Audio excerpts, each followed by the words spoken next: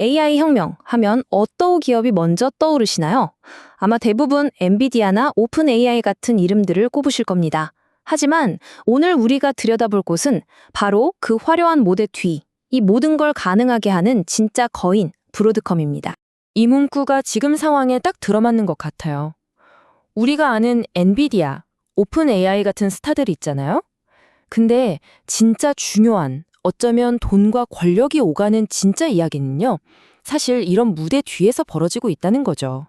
자, 왼쪽에 보이는 게 우리가 흔히 아는 AI의 스타들이죠. 하지만요, 오른쪽을 보세요. 브로드컴. 이 회사는 뭐랄까, 이 화려한 AI 쇼의 무대 자체, 또 그 밑에 깔린 복잡한 전선들, 배관까지 전부 만드는 그런 회사라고 할 수 있습니다. 오늘 그 막을 한번 걷어보겠습니다. 자, 그럼 첫 번째 이야기. 브로드콤은 도대체 어떻게 이 AI 생태계의 심장부에 자리 잡게 됐을까요? 간단히 말해서요, 이들은 AI 데이터라는 어마어마한 고속도로에서 가장 목 좋은 곳, 바로 톨게이트를 차지해버렸습니다. 브로드컴의 CEO, 혹탄이 이런 말을 했습니다. 네트워크가 곧 컴퓨터다. 이게 무슨 뜻일까요? AI의 힘이라는 게 단순히 똑똑한 칩 하나에서 나오는 게 아니라는 거예요. 진짜 중요한 건 그 수많은 칩들이 서로 얼마나 빠르고 또 얼마나 효율적으로 대화하느냐에 달려있다는 바로 그 본질을 꿰뚫어 본 거죠. 그럼 그들의 첫 번째 무기가 뭐냐? 바로 이 맞춤형 칩, ASIC입니다. 이게 뭐냐면 엔비디아의 GPU가 누구에게나 잘 맞는 기성복 같다면 ASIC은 구글이나 메타 같은 특정 고객만을 위한 완벽한 맞춤 정장인 셈이에요. 오직 그 회사만을 위해서, 그 회사의 AI 작업만을 위해서 만들어진 거죠. 그러니 효율이 얼마나 좋겠어요. 그리고 이 시장 점유율을 좀 보세요. 무려 70%입니다. 이건 그냥 높은 수준이 아니죠. 거의 독점에 가까워요. 그러니까 빅테크들이 뭔가 자기들만의 특별한 AI를 만들고 싶다? 그럼 제일 먼저 브로드컴을 찾아갈 수밖에 없는 구조가 된 겁니다.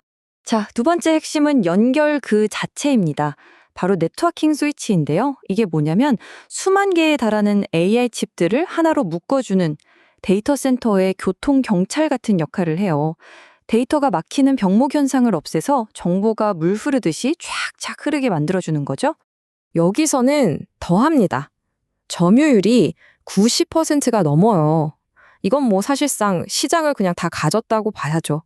정리하자면 AI 인프라에서 데이터가 막힐 수 있는 가장 중요한 두 지정, 그러니까 맞춤형 칩과 네트워킹, 이 두 개의 길목을 브로드컴이 완전히 틀어지고 있는 겁니다. 자, 그런데 브로드컴의 이야기는 여기서 끝나지 않습니다.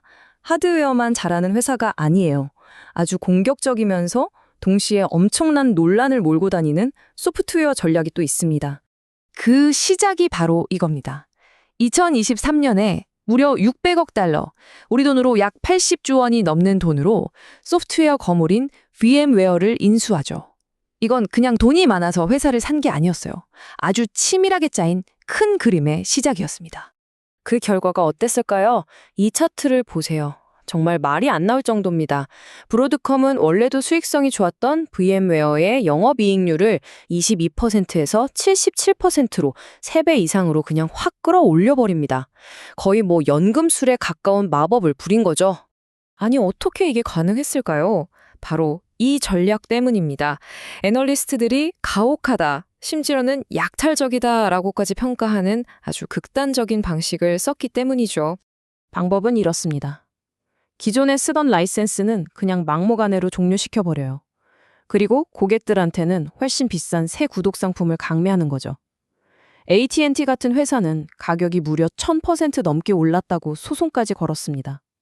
당연히 고객들의 반발이 엄청났고 유럽에서는 반독점 주사까지 받게 됐죠. 자, 이렇게 논란은 많지만 딱 하나, 숫자는 거짓말을 하죠.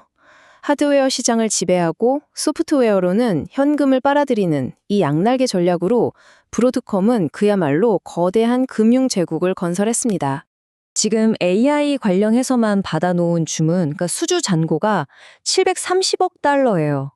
이게 어느 정도냐면 앞으로 1년 반 동안은 아무 주문 안 받아도 공장을 계속 돌려야 할 만큼 일이 쌓여 있다는 뜻입니다. 정말 어마어마하죠. 매출 성장세는 더 무섭습니다. 전년 대비 성장률을 보세요. 106%에서 140%로. 시간이 갈수록 성장 속도가 오히려 더 빨라지고 있어요.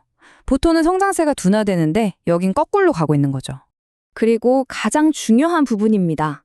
그냥 혼자 잘 나가는 게 아니에요. 구글, 메타, 오픈 AI 같은 이 시장의 가장 큰 손들과 아주 깊숙하게 얽혀 있습니다. 몇 년짜리 장기 계약으로 묶여 있어서 이 거인들이 벌이는 AI 군비 경쟁에서 브로드컵은 절대로 빼놓을 수 없는 필수적인 파트너가 되어버린 겁니다. 자, 여기까지 보면 정말 대단한데요. 이 모든 상황이 결국 하나의 중요한 질문으로 이어집니다. 바로 이겁니다. 브로드컴이 만든 이 강력한 생태계. 과연 이건 아무도 무너뜨릴 수 없는 난공불락의 요새일까요? 아니면 고객 입장에서는 벗어나고 싶어도 벗어날 수 없는 화려한 감옥일까요? 요새라고 보는 쪽의 근거는 바로 이 락인 효과 때문입니다. 한번 브로드컴의 네트워크 장비를 쓰기 시작하면 이걸 다른 회사 걸로 바꾸는 게 비유하자면 심장이식 수술만큼이나 복잡하고 위험한 일이라는 거예요. 그만큼 바꾸기가 어렵다는 거죠. 하지만 감옥이라고 보는 시각도 만만치 않습니다. 데이터를 보면 이미 대탈출 시작된 것 같기도 하거든요. 가트너는 VM웨어의 시장 점유율이 5년 안에 거의 반토막 날 거라고 예측하고요. 경쟁사들은 신규 고객이 몰려들고 있습니다. 심지어 기존 고객의 98%가 다른 대안을 찾아보고 있다는 조사 결과도 있어요. 그렇다면 이 모든 것에서 우리가 뭘 봐야 할까요? 바로 이겁니다. AI 전쟁의 판도가 바뀌고 있다는 신호예요. 이제는 단순히 더 똑똑한 AI 모델을 만드는 경쟁을 넘어서고 있습니다. 맞습니다. 이제 AI 패권 경쟁의 새로운 전선은요, 바로 효율성입니다. 얼마나 더 효율적인 데이터 센터를 구축하느냐, 이 싸움으로 넘어가고 있는 거죠. 그리고 이 새로운 효율성 전쟁에서 여러분이 브로드컴을 어떻게 보시든 간에 그들이 이 전쟁에 참여한 모든 편에게 없어서는 안 될 무기를 공급하는 바로 그 독점적인 무기상이라는 사실은 변하지 않을 겁니다.